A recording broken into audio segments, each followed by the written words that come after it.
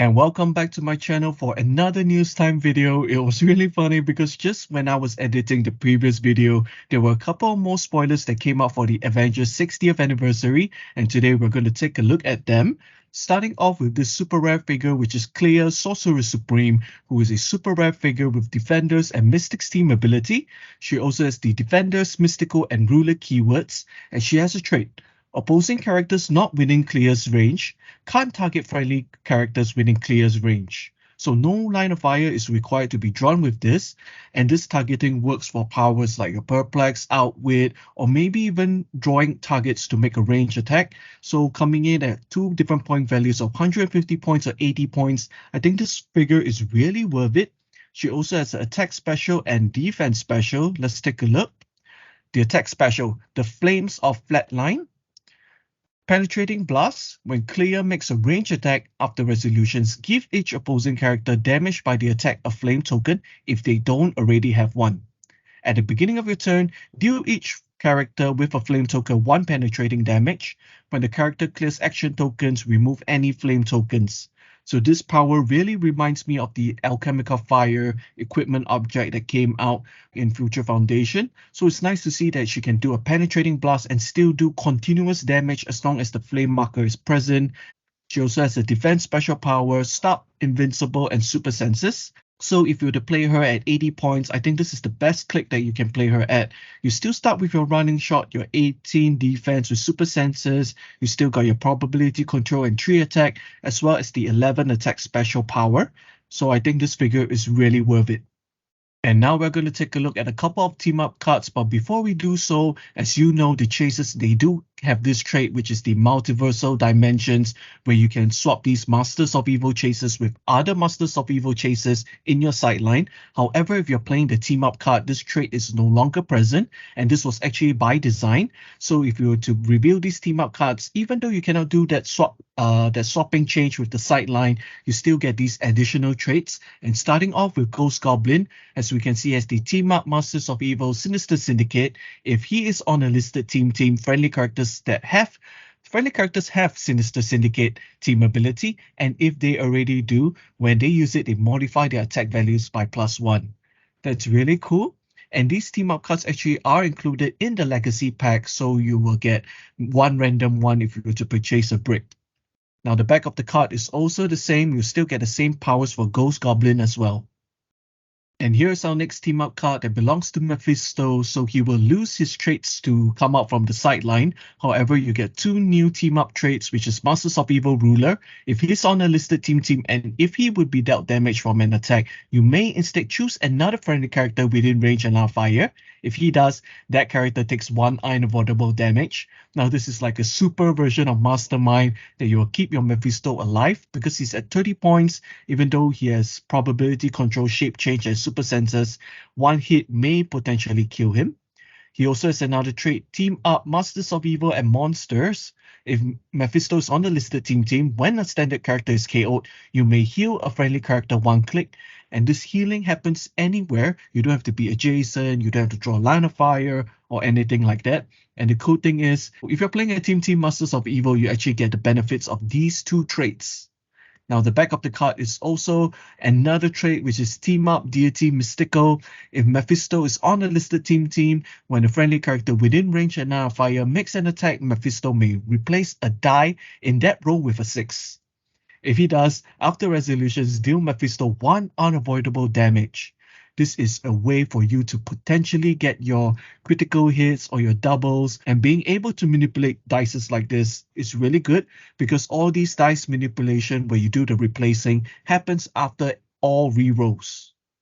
And here's our next chase, which is Black Skull. Now we're looking at the team up card version of this character. So the only difference is this character has the team up trait, unlike the multiversal dimensions trait that lets you change between your sideline characters. So Black Skull has the Hydra and Masters of Evil team ability. He has the Hydra, Masters of Evil, Symbiote, Monster, Politician, Ruler, Scientist, and Soldier keywords.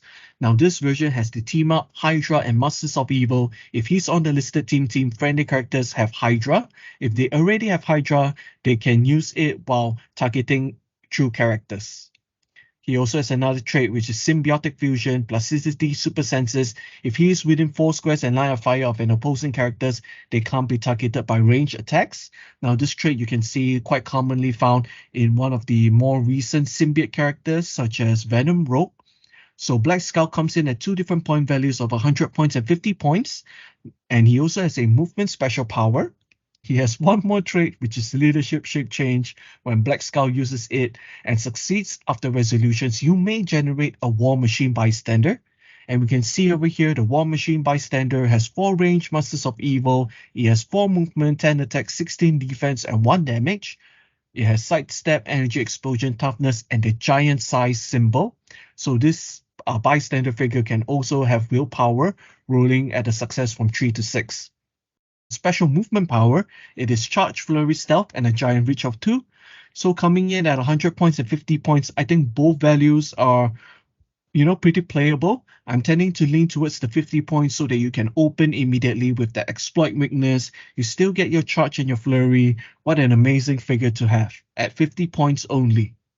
And now we're taking a look at the last chase figure for this video, which is Kid Thanos. He has the Masters of Evil team ability, Eternals, Masters of Evil, Minions of Thanos, Cosmic Scientist keywords for Kid Thanos. So this team up trait is team up Masters of Evil and Scientists. If Kid Thanos is on a listed team, friendly characters have Safeguard opposing Perplex. So if your opponent were to be using the new Superior Iron Man, your whole team will be protected because you have Safeguard opposing Perplex. So this character can also be played at 100 points and 50 points. He has a few special powers. Now the movement special power has Phasing Teleport, Passenger 4. When Kid Thanos is given a move action, after resolutions, deal 1 damage to each adjacent opposing character. Defense special power, Look at Me, is a stop, click, energy shield deflection, regeneration, and toughness. Is probability control. When Kid Thanos uses it to reroll an opposing attack, if the attack misses, after resolutions, give the attacker an action token. This is an all-round great support piece. I don't see myself leaning towards the 100-point value because even though you have that super probability control, I think saving that 50 points is a lot more worth it. You can fit in more characters for your Masters of Evil team. And now let's take a look at the recently revealed Legacy cards. So here we have is Thor Odinson coming in with the Avengers team ability. He has the Asgardian, Avengers, the Deity, and Warrior keywords. He has a trait, Lightning Strike. When Thor Odinson takes a range destroy action after resolution, he may use Pulse Wave as free, as if he occupied the square that the debris markers were placed in that action. So this figure has a lot of potential because you may see a terrain marker 7 squares away. If you were to do a range destroy action, you create debris and now you can count your range of 4 from the debris square itself. So it kind of looks like as though you have an 11 range Pulse Wave. Now the sad thing is that this figure comes in at 160 points, so it's a lot of points just to do this trick. And seeing the back of the card, he also has another trait, God of Thunder. When Thor Odinson clears 1 or more action tokens, give all opposing characters within range an action token. Now this is a powerful trait because you don't even need to draw line of fire. It's just any opposing characters within your 7 range, or if you're to perplex your range by another 3, 10 range, will be given action tokens as well. Now, the downside of this figure I see is that it does not have any form of protected outwit, so you can actually outwit his use of Pulse Wave. And the other downside is that he starts with that hypersonic click, so he won't be able to use his hypersonic attack and do a range destroy action at the same time. And our next legacy figure will be Ant-Man, who is the Avengers team ability, Avengers, Illuminati, Scientist keywords, Shrink out of the way, sideline active. When a friendly character named Hank Pym, Wasp, or Giant Man would be KO'd, you may instead replace them with Ant-Man or Click 4. This is a really powerful trait because your opponent will not be able to score these points immediately when you to replace them with Ant-Man. And he also has a special movement power, charge, sidestep, and stealth. Free.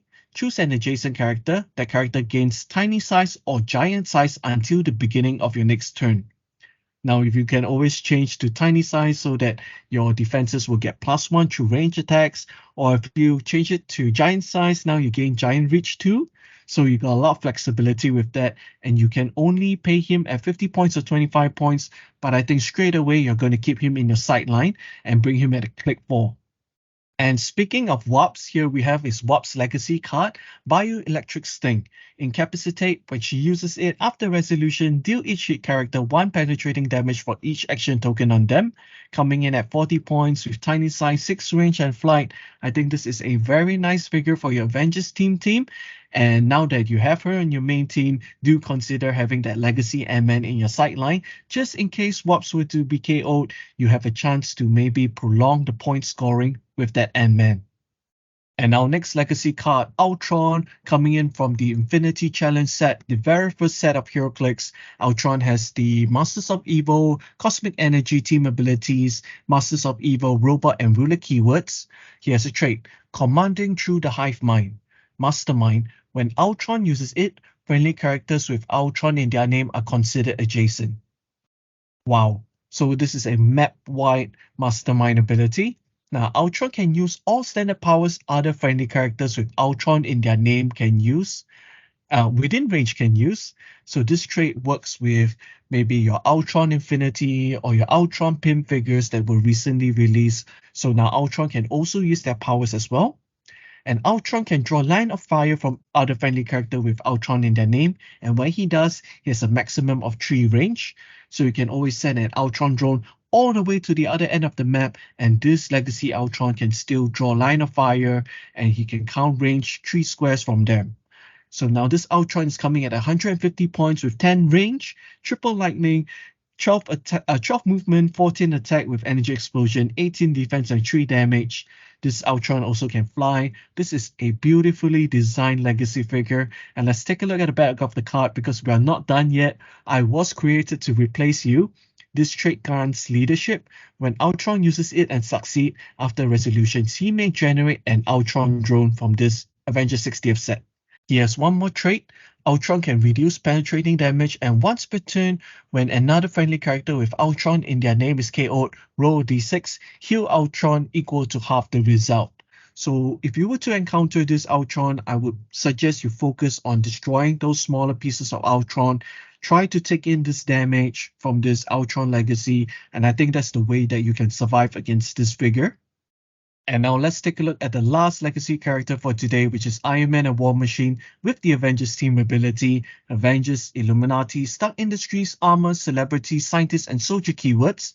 This figure also has a trait, Fan Out. When Iron Man and War Machine would be KO'd by an attack, before removing them from game, you may generate a character named Iron Man and or War Machine on their last clicks and heal them 2 clicks. The total points of the generated characters must be equal or less than Iron Man and War Machine's point value of 180 points. And this trait is also protected Pulse Wave.